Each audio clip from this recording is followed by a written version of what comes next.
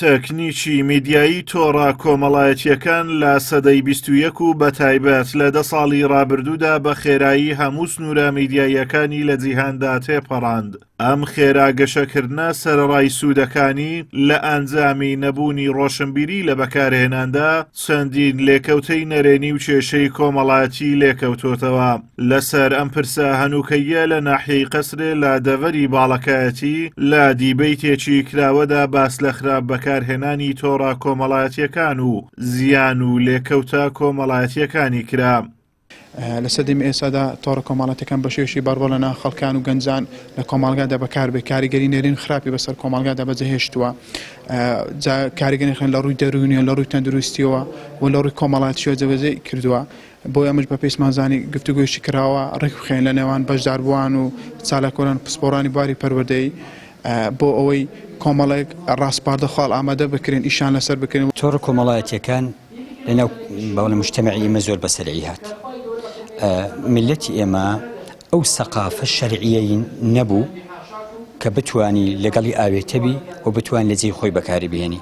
لۆیە با بڵێن پەلەی لێکرا خەڵک نەیتوانی بەتاوی بەکاربیێنی و کاریگەری خراپیشی تەبان لەسەر تاکەکان هەیە و هەروە بەگشت لەسەر خانەوادە و با بڵێن کۆمەڵگاش.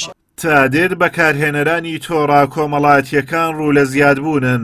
چالاکان و شارەزایانی بواری سۆشیال میدیاش پێیان وایە بۆ کەمکردنەوەی زیانەکانی تۆڕە کۆمەڵایەتیەکان و پاراستنی شیرازەی خێزان لەو زیانانە پێویستە گەنجان هۆشیار بکرێنەوە تا تۆڕە کۆمەڵایەتیەکان بۆ مەبەست و ئامانجی سوودبەخش بەکاربهێنن. سەرەڕای ئەمەش پێویستە فلتەر بخرێتە سەر پێگە و پەیجە نەشیاوەکان.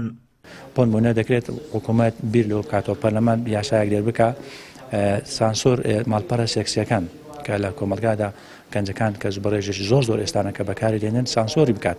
نەهێڵێت هەر کەسێک بە کەیفی خۆیان لە ڕێگای کۆمپانیەکان دەتوانێت ئەم کارە بکە. لە ڕێگای کۆمپانیەکانی ئینتەرنێتەوە دەتوانێت حکومە زۆر باشانی ئەم کارە بکات و قەدەغەی بکات. بەداخەوە هەتا ئێستانەکەەوە نەکرایە.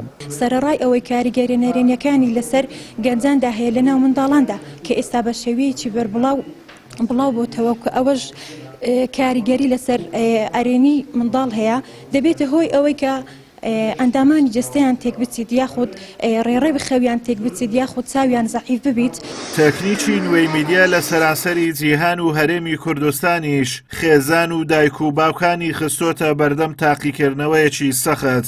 با بڕوای پسپۆران لە کاتێکدا ناکرێت منداڵ و نەوجەوانان لە جیهانی نوێدا ببردرێن و ڕێ لە فراوانبوونی ئاستی ئاگایی و ڕۆشنبیریان بکرێت.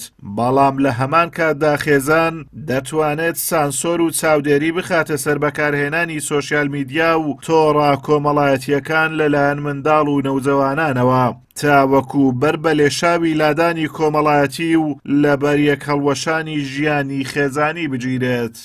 ئازادۆمەراوەی کەناڵی ئاسمانی پەیام، ناحیەی قەسرێ لە دەڤەری باڵەکایەتی.